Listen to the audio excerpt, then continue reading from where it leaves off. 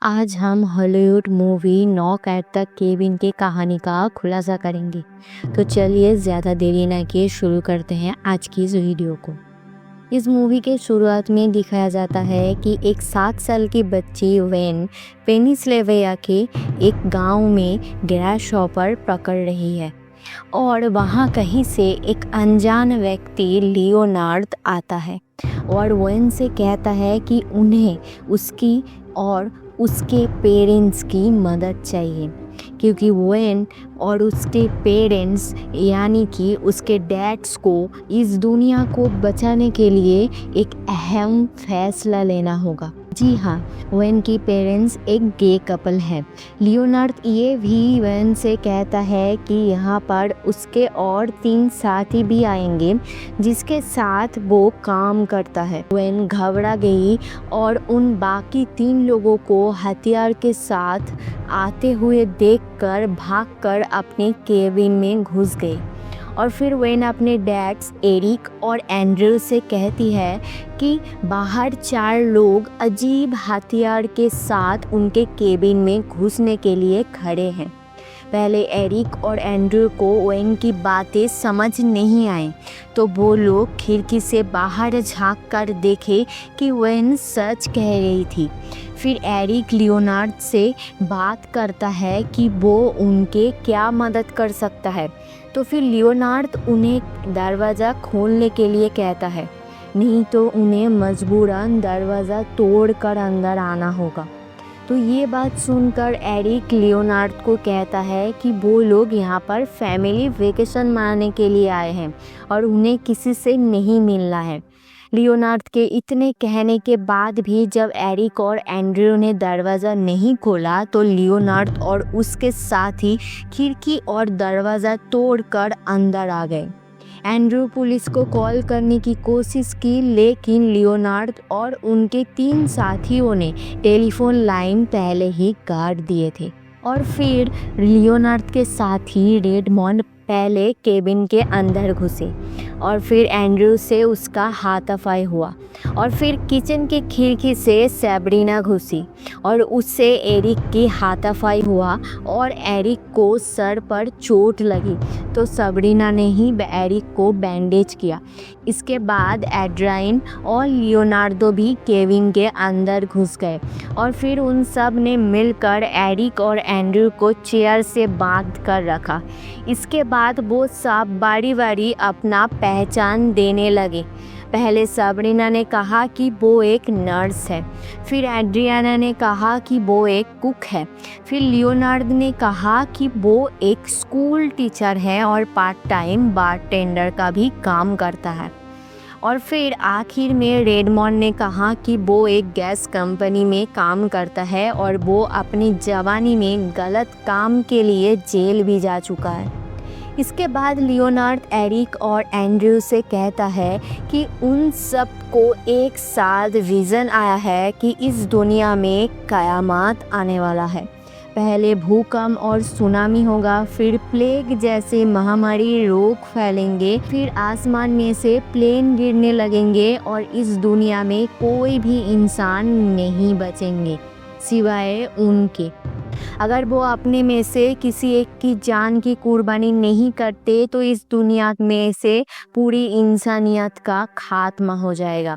Leonard ये भी कहता है जब पहले उनको विज़न आया था तो उन लोगों को भी यकीन नहीं हुआ था, लेकिन वो लोग जब एक दूसरे से मिले तो तब उन्हें यकीन हुआ और आज वो लोग एरिक और एंड्रयू को ढूंढते हुए यहाँ इस केबिन तक पहुँच गए। लियोनार्ड की बात सुनकर एरिक और एंड्रयू को विश्वास नहीं हुआ। इसके बाद लियोनार्ड कहता है कि टाइम हो गया है और उन तीनों में से किसी एक की जान को कुर्बान करने के लिए वो कहता है, लेकिन एरिक और एंड्रयू नहीं मानते हैं। तो फिर सैब्रिना, एड्रियाना और लियोनार्ड के उन हथियारों से अपनी जान लेने दिया रेडमॉन्ड ने। इसके बाद लियोनार्ड ने टीवी में एक न्यूज़ चैनल में खतरनाक भूकंप और सुनामी दिखाई। एंड्रयू ने इसे एक रिकॉर्डेड प्रोग्राम कहा। इसके बाद एंड्रयू को समझ आया कि रेडमॉन्ड वही इंसान है जिसने कई साल पहले उसके ऊपर बाढ़ में हमला किया था और उसका नाम रेडमॉन्ड नहीं है, ओ बैनन है। लेकिन लियोनार्ड नहीं मानता उसके बात को। इसके बाद लियोनार्ड कहता है कि तुम्हारे पास आज रात तक का टाइम है, तो सोच लो, कल सुबह तुम्हें चुनना होगा। फिर अगले दिन सुबह लियोनार्ड एरिक और एंड्रयू से पूछता है कौन अपनी ज़िंदगी सैक्रिफाइस करेगा, लेकिन वो लोग फिर से मना कर देते हैं। तो तब एड्राइन की बारी थी अपनी लाइफ को सैक्रिफाइस करने के लिए। वो एरिक और एंड्रयू के सामने गिड़गिड़ा कर रो रही थी कि उनमें से कोई प्लीज़ सैक्रिफाइस कर लो, क्योंकि मेरा एक छोटा बेटा है, मैं नहीं चाहती कि वो मारा जाए।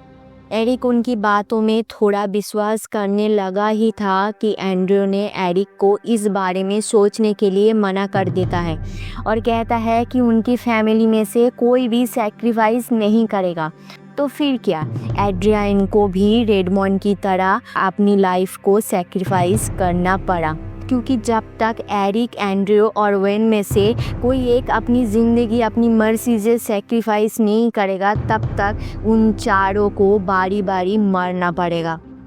एड्रियन के मरने के बाद लियोनार्ड फिर से न्यूज़ चैनल चलाता है और दिखाता है कि एक फ्लू तेज़ी से बढ़ रहा है बच्चों के बीच और हर दिन कई मौत हो रहा है।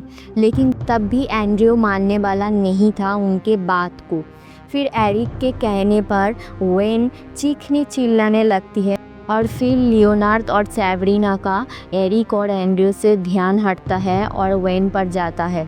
तभी एरिक और एंड्रयू अपने आप को चेयर से मुक्त कर लेता है और एंड्रयू भागकर अपने कार में रखा हुआ पिस्तौल ले आता है और साथ में रेडमॉन्ड की आईडी भी, जिसमें उसका नाम ओ बैनन लिखा था। वो आके लियोनार्ड और सैब्रीना को गन पॉइंट पे रख कर रेडमॉन्ड का आईडी दिखाता है और एरिक को कहता है कि देखो, ये वही इंसान है और ये लोग सिर्फ यहाँ पर उस दिन का बदला लेने आए हैं।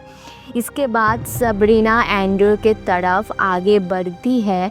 तभी एंड्रयू गोली चलाकर सबरीना को मार देता है और वो लोग लियोनार्ड को बाथरूम में लॉक करके वहाँ से भागने ही वाले थे कि बाथरूम के खिड़की टूटने के आवाज़ आया। तो उन्हें लगा कि कहीं लियोनार्ड वहाँ से भाग तो नहीं गया। तो वो लोग बाथरूम का दरवाज़ा खोले और लियोनार्ड एंड्रयू के ऊपर झपट्टा मार के उससे गन छीन लिया और फिर से वो टीवी ऑन करके दिखाता है कि आसमान से प्लेन गिरकर क्रैश हो रहे हैं। अब एरिक को उनके बातों पर थोड़ा विश्वास हो रहा था, क्योंकि उसने रेडमॉन्ड के मरने के दौरान एक अजीब सी रोशनी दिखाई दिया था, एक परछाई दिखाई दिया था रेडमॉन्ड के पीछे। इसके बाद लियोनार्ड अपना जान देता है, क्योंकि एंड्रयू तब भी अपने फैमिली को सैक्रिफाइस करने के लिए रेडी नहीं था और मरने से पहले लियोनार्ड उनको कह कर जाता है कि उसके मरने के बाद उनके पास सिर्फ कुछ मिनट ही बचे होंगे इस दुनिया को ख़त्म हो जाने से रोकने के लिए। लियोनार्ड के मौत के बाद एंड्रयू अपने फैमिली को लेकर वहाँ से भागने ही लगे थे क्योंकि आसमान से आग का गोला गिर रहा था और चारों तरफ आग लग रहा था। तभी एरिक एंड्रयू को समझाता है कि वो लोग सच कह रहे थे, वो कोई घुसपैठिया नहीं थे, वो हमें राह दिखाने आए थे। उन्होंने हमें इंसानियत का हर पहलू दिखाया, रेडमॉन्ड की नफ़रत, एड्राइन की काइंडनेस, सैब्रीना का केयरिंग नेचर और लियोनार्ड का गाइडेंस। ये सब क़यामत के 4 सवारी थे और इन लोगों का इस दुनिया से चले जाना और हमें उनकी कमी महसूस करना था। लेकिन तब एंड्रयू पूछता है, हम ही क्यों? हम कोई ख़ास नहीं है। एरिक एंड्रयू को कहता है कि हम जिसे सबसे ज़्यादा प्यार करते हैं उसे हमें सैक्रिफाइस करना पड़ेगा और मैं इसको समझ चुका हूँ। और फिर मैं नहीं चाहती कि वेन इस दुनिया में अकेली बड़ी हो। मैं तुम्हें और वेन को एक बेहतर फ्यूचर में देख पा रहा हूँ। मुझे ये कुर्बानी देनी होगी हमारे फैमिली के लिए, वेन के लिए। और फिर एंड्रयू भी एरिक के बातों में आकर एरिक को गोली मार देता है। फिर वहाँ से वेन को लेकर वो 4 लोग जिस गाड़ी में आए थे उसमें बैठकर एक रेस्टोरेंट में आते हैं और वहाँ न्यूज़ में देखते हैं कि दुनिया में अब सब कुछ धीरे धीरे ठीक हो रहा है। सब फिर से नॉर्मल लाइफ की ओर बढ़ रहा है। ये देखकर एंड्रयू वेन को लेकर फिर से गाड़ी में बैठ जाता है और उन 4 लोगों के सामान को देखकर उसे विश्वास होता है कि वो लोग सच बोल रहे थे और फिर एंड्रयू वेन के साथ वहाँ से ड्राइव करके आगे बढ़ जाता है।